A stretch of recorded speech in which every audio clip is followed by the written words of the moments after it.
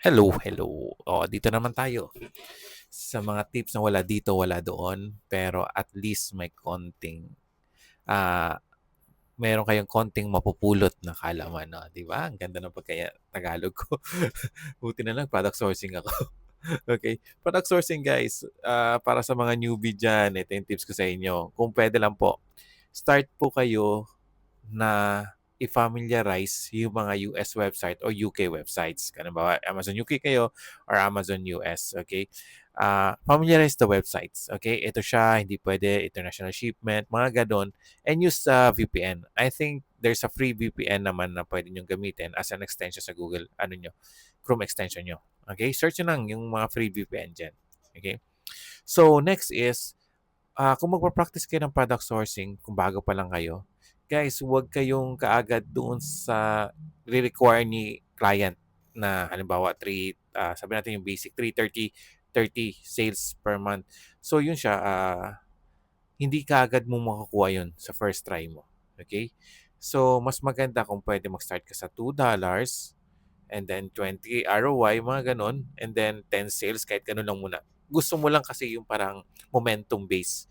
'Di ba? Kung tumatakbo kayo sinong runner diyan, 'di ba kailangan natin muna warm up bago tayo doon mismo sa race. Kasi parang inaano natin yung engine. Ganon din sa product sourcing po.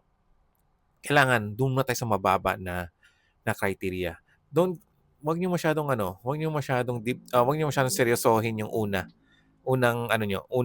tawag ito, product sourcing. Kasi kapag pinipilit niyo palagi na, sige, hanapin ko na 'tong ganito kataas na criteria, lalo kayong hindi matututo or hindi niyo magugustuhan yung product sourcing at all. So, that's why ang nire-recommend ko sa mga newbie, kung pwede, doon kayo mag-practice ng 220. Tapos, next week, sige, try ko 330. Kasi kilala ko ng mga website. Okay? Ang goal kasi nun is para ma-familiarize ka din sa mga bagong website na hindi pa na-introduce kahit sa mga YouTube. So, sabi ko nga, just double check everything. I-Google Map mo, i-check mo yung sa Trustpilot, check mo lahat. Or sa Reddit, check mo kung ano ba yung website, kung scam ba yun o hindi. Yun lang naman yung awareness dapat. Okay? And next is, kung pwede, mag-start kayo sa kategory, sa category, sino mo, nabulol na ako bigla. Okay, sa category ng kitchen, sports, okay, ah, health and household, ano pa ba? Patio and loan. Diyan muna kayo mag-start.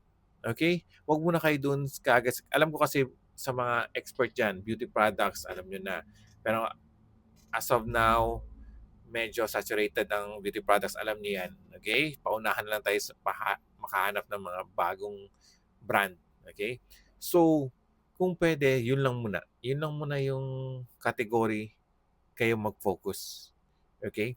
Kung hindi kayo makahanap, halimbawa, sabi ko na, ulit na ito sinasabi ko, I think last video ko pa. Kapag hindi kayo makahanap, within 2 hours, stand up po. Wag na. Kung pwede kayo Netflix kayo. Kung gusto niyo tumakbo muna kayo.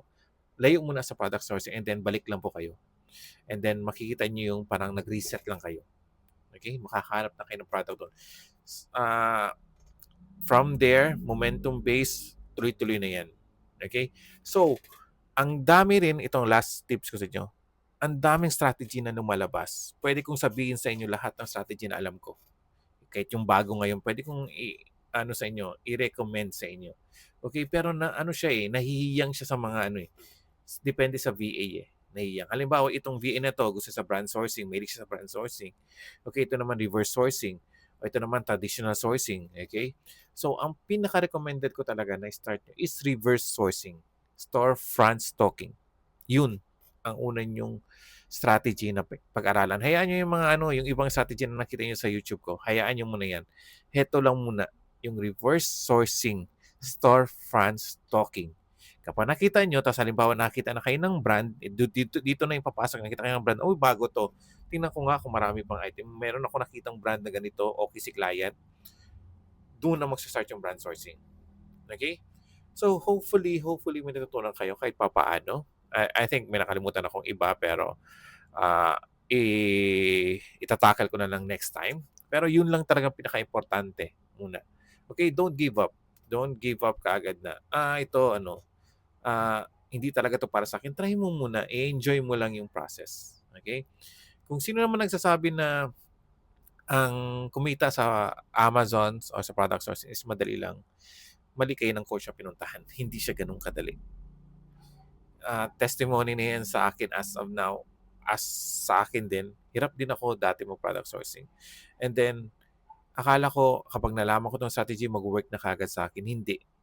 Inano pala 'yan, inaayon sa VA, may gano'n. That's why minsan kapag nag-teach ako ng one-on-one coaching dati, kailangan inaalam ko ano yung anong klaseng VA yung ano ko, ang tinuturuan ko. Kung itong product sourcing VA ba 'to siya is, tawag dito, more on brand or more on traditional, gano'n yung ano ko, assessment ko. So, as of now, wala pa akong one-on-one training ngayon na sobrang busy. Sabi ko nga, busy, busy, busy, busy. Okay? Yun lang muna and kita-kits sa next video. And hopefully, may mga tanong kayo, may mga ano, wala pa akong paid training. Hindi pa ako magkakaroon ng paid training. Paid training, sabi ko nga, sobrang busy and feeling ko hindi pa panahon para sa mga ganyan. Ano ko lang, i-share ko yung alam ko na walang filter. Hindi ko kailangan mag-filter na para lang, kumita or ganyan. Or sabihin ko, message me para sabihin ko sa inyo yung mga strategy na i-open book ko lahat. Okay? And sa mga expert dyan, ito ba, advice ko sa mga expert kung pwede, kung meron kayong